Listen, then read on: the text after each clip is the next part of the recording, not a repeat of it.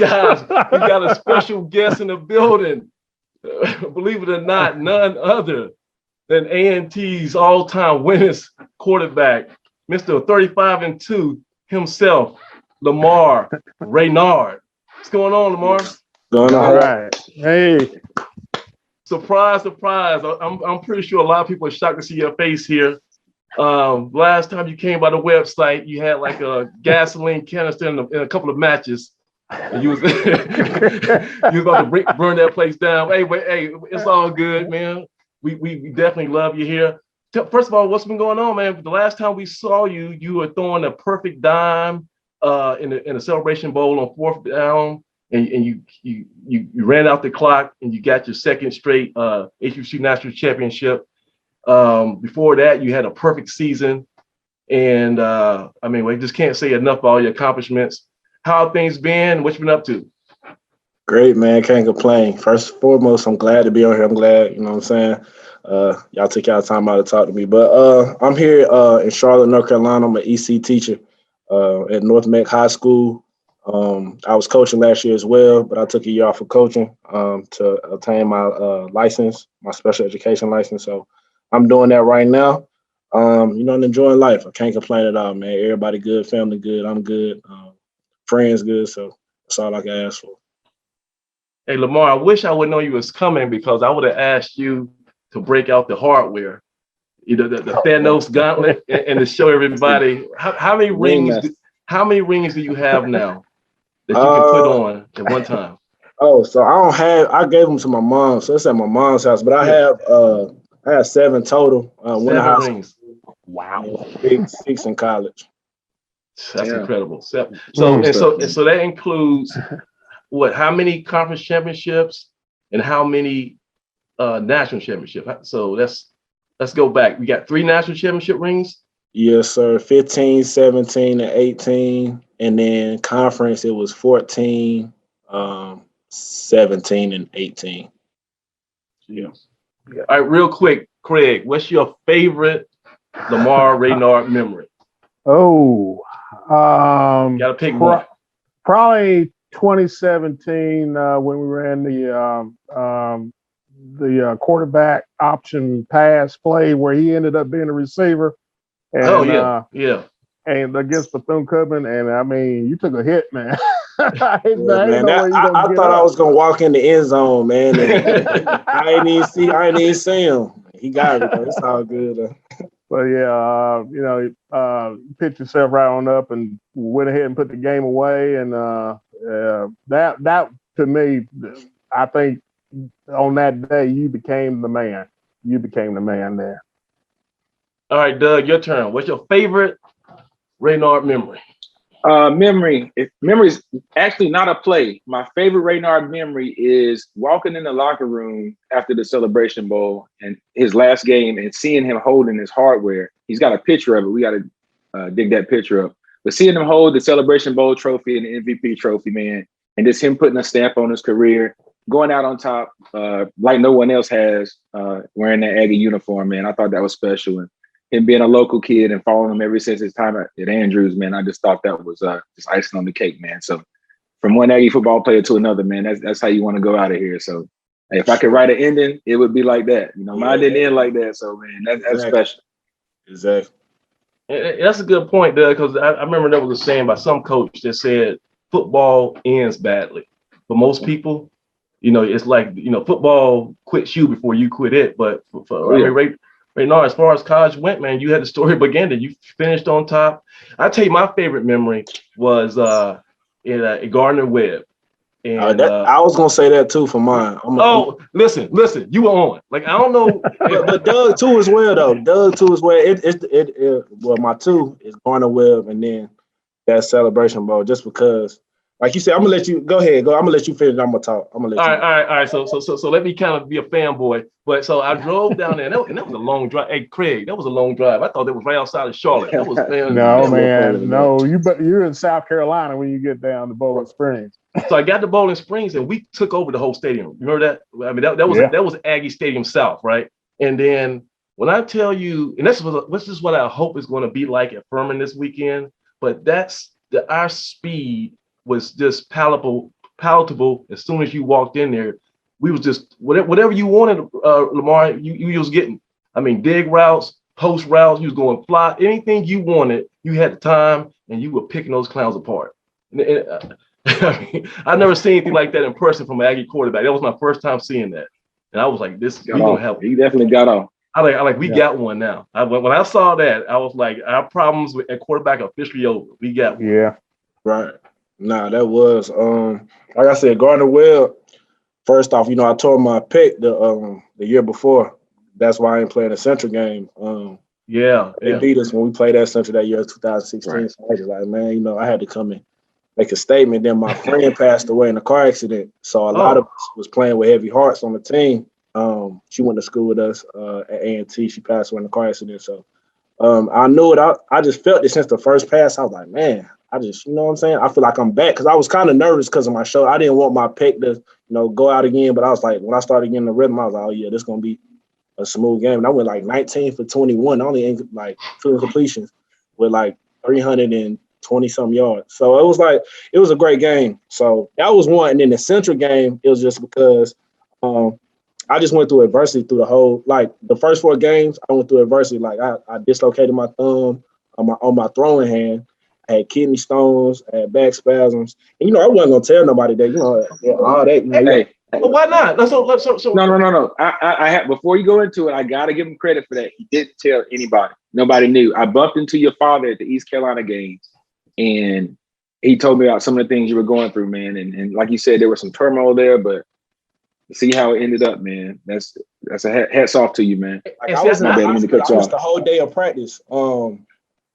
About to play ECU. I was in the hospital with kidney stones, like on the bed, like hurting. And they asked me, was I gonna play? And I was just like, yeah, I'm gonna play. And, that happened. And when we played at Bethune, I had bad back spasms. I don't know if y'all can really tell, like if y'all watch over the film, but I was moving so gingerly, like especially running off the field. I can barely move. Like that's how it was. But yeah, man, I just went through a lot. And like Doug said, man, just holding that trophy up, it was just a lot of emotions, just like when Coach Watt said, we ain't got to run another play. We don't have to run another play. And I was like, for real, the game over? He was like, yeah. I was like everything just came out. Like everything just released after that. And I was like, man, this is a great experience way to go on top. It was cool. So let me ask you this, Lamar, what was your favorite game? Was that your favorite game as an Aggie? Like, was there one game like, you can just relive over and over 24/7 in your head? So, all right. So I say first, the Central game when we played at Central 2018. Right. That's a game that, because how they did us, what I'm saying? We played at Central 2016, it was just disrespectful. Yep. So I felt like I'm playing, and I had a concussion against Norfolk State 2 weeks before because I didn't play Savannah State. Right. And they didn't think I was going to play or whatnot. And so I played and, did my thing that game. But that Grambling game, when that quarterback sneaked on that Grambling game, and it's like I couldn't hear anything. Like the crowd went crazy. Like it was a packed stadium. Like it felt like I couldn't hear anything. That probably was the best moment, in my opinion. And then not even myself, but Jacksonville State when Malik ran that touchdown back. I was like, oh my God. Like, it was crazy, man. It was a great experience. Oh yeah, and then playing with, of course, Tariq. That was none other. The best player, I will always say, the best player I ever played with. It's being in the backfield because I had to turn into a blocker. Almost 30% of my plays is he'd run all the way across the field and run all the way back, and I had to block. Yeah, man, it was a great time playing this guy. Hey man, we got to throw Charlotte in there too, man. The Charlotte game, come on. Yeah. Oh yeah. The Charlotte game was good. We played 2017. Yeah, I remember they scored their first possession, and they were talking trash like, "Oh yeah, we might do it." And then we scored our first possession, and then I said something to their coach. Like after I threw the touchdown, I said something to their coach. Like it's gonna be a long day, but a little explicit. But got to go head to head with Clue too. We got Clue on the other side. Clue was on the other side, so that's I felt that was the time when you kind of continue to establish yourself as, man, you got the reins and it's my job, and we rolling from here. So I had a lot more confidence in us as a program.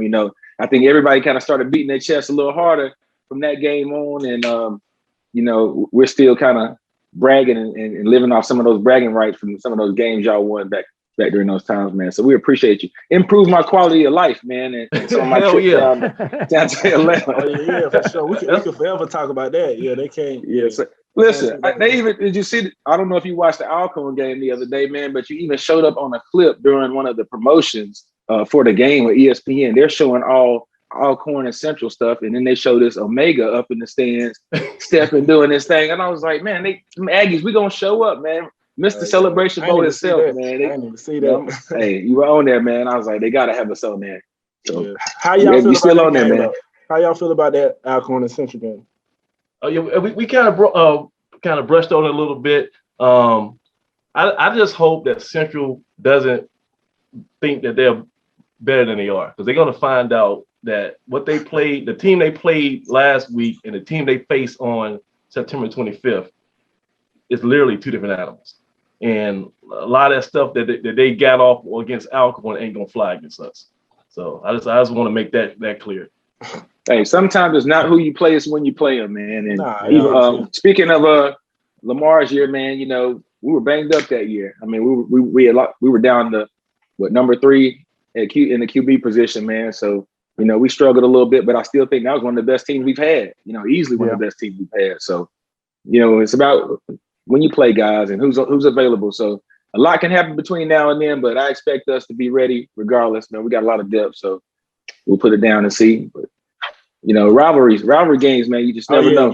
Yeah, the blood always moves floor. Yeah, you never know, like you said. Hey, Lamar, I got a question. I'm gonna put you on the hot seat right now. If you're on the 20-yard lines, 4th down, no time left on the clock. Right. Oh, 1 second. I know what you're gonna ask. One second, right? Yeah. You play with a lot of great receivers, right? This is your last pass. This is for all the marbles. Who are you throwing to? You get to pick the receiver. You get to pick the route. Who are you throwing to? What route are you going? What's guaranteed to have success in your mind? 20-yard line. So I know probably the defense, they're probably going to play at the goal line, right? So I'm going to throw a middle screen to Tariq and let the line of receivers block. And let Whoa. That's a good one, right? You thought I was going to be a receiver? Yeah, he's a coach. Yeah, man. I'm going to probably throw a middle screen to Tariq. He going to get you 20 yards if you need it, especially if you had a blocking. So I'm going to do that. But now I know what y'all want to hear, man. I play with some great receivers, man. 20-yard line and in, man. Man. You'll make some folks upset. You better pick this one wisely. So, man, I don't know. I truly can't choose. Like I really can't. Like, come on now. Okay, I would really look at the corner though. I would decide the corner, the defense, wherever they are. You know what I'm saying? Like, if I know I have a stronger defense on Denzel's side, and E-Bell is on the other side, then I'm gonna throw the E-Bell and then just vice versa. So I'm gonna make that decision like that, like, cause I put them together, especially with the jump ball, with the jump ball, I'll put them. Well, then Denzel probably a little more on the jump ball in the red zone, but Keys will go get it too. Y'all know what Keys. Yeah. You know what? I believe. Elijah, I'm sorry. Throw it up. You know what? I believe that because you guys remember in the 2018 Celebration Bowl, at the end of the game, he didn't throw the E-Bell, he didn't throw the Hunt, he didn't throw the I think Wilson was still in the game. You picked Hickman on that 4th down. Oh yeah. And he was open. You know what's funny though? That play, right? We was on the sideline before we went out and called a play, and Hick was like, I got you. I was like, you going in? He was like, yeah, I got you too. I said, you know what, Hick? I'm about to put my trust in, because I knew they were going to double E-Bell or something like that, you know? Yeah. What was the play call? Break us down to what was the whole play call? What was the routes? What was your options? Really, it was just verticals. Okay. And then like an option with Hickman, you know what I'm saying? Like either he can keep vertical or he can bend it in. That's what it was. And I seen it was too high. So I knew he was going to bend it in. I just had to make time in the pocket, and the line blocked well. So I did that, take a little step with my back foot, And I seen a little space, and I was like, yeah, he's gonna get it too. Because I know he made a couple of big catches that game already, so he was already confident. Yeah, you know what I'm saying? It's a difference if that's his first snap, but he was already confident. You know what I'm saying? I was like, man, I'm gonna give him a rock. You know what I'm saying? Well, I'm gonna look for him, and if not, I'm just gonna make something work. Scrambles, you know what I'm saying? Hopefully somebody get open, but he got open, made the catch, sealed the game for us. So that was but that was only his fourth catch the whole year. Yeah, that was only so you trusted the national championship to him for him to catch that ball. So that says a lot about you having faith in your teammates. I mean, Hickman was a hard worker though. Like he started off as a quarterback, moved to receiver, and then went back to quarterback, then moved back to receiver. Never complained, never like, you know what I'm saying? That was probably the first time he was like, I got you, like give me the ball type deal. So I was like, he's saying that, he feeling himself. He ran a great route too. Yeah, he did. And, yeah, he got open. So I mean, I gave him the ball and it worked out. Perfect. Good stuff. Hey, I got another question for you. You got a sister? Nah, I just got a brother, man, a little brother. If you had a sister, she was your age, who would you rather have her marry, Cartwright or Cohen?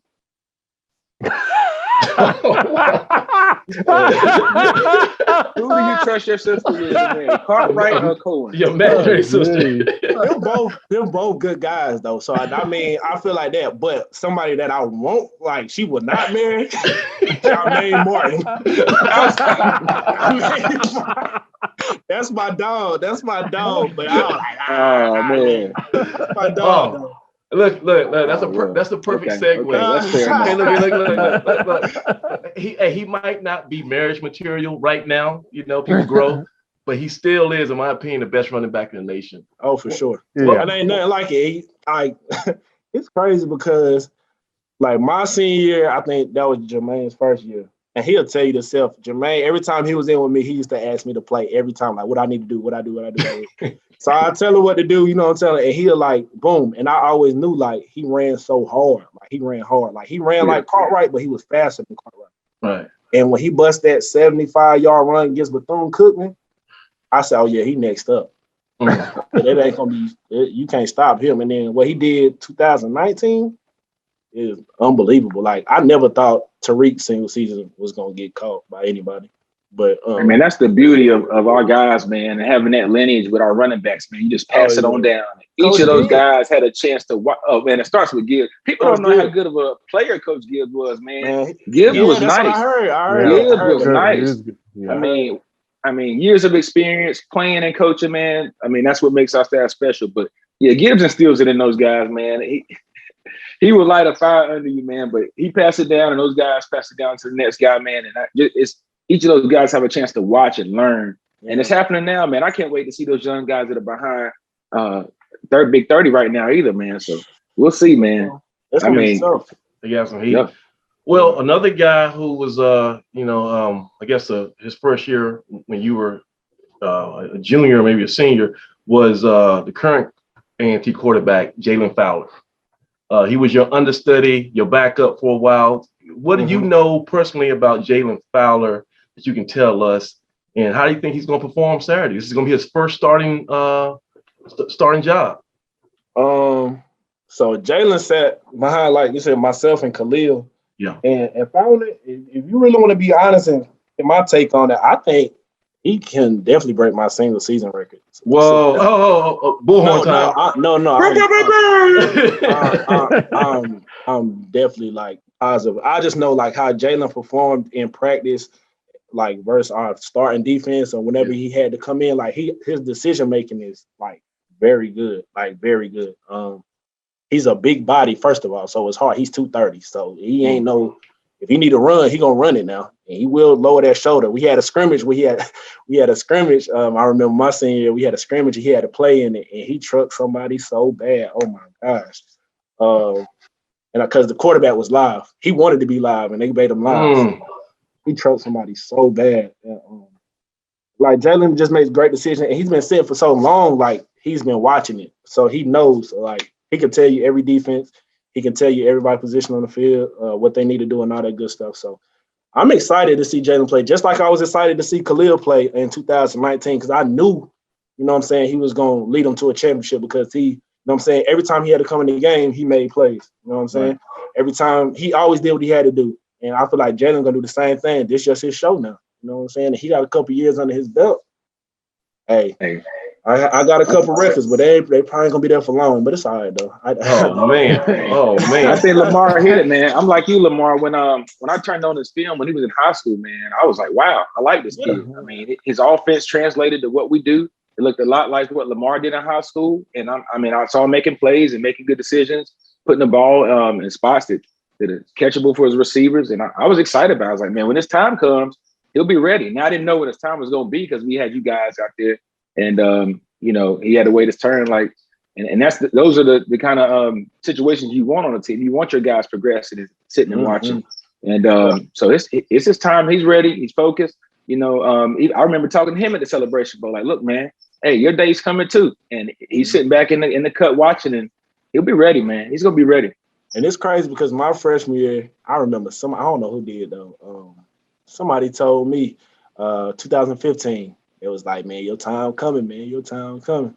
It was probably me. I love to watch you guys come in on your visit. Man, I hope so. I mean, it's easy to see from the guys that are sitting and watching on our side, man. But that's what I enjoy doing. Watch the guys come in from their visit on to the time that they commit and they get here and put on that blue and gold and showing up on their spring visits, man. All that stuff is just glad to see you guys progress and make their way. And then make their way across that stage, man. That's what it's really all about. So, right, yeah, good stuff. All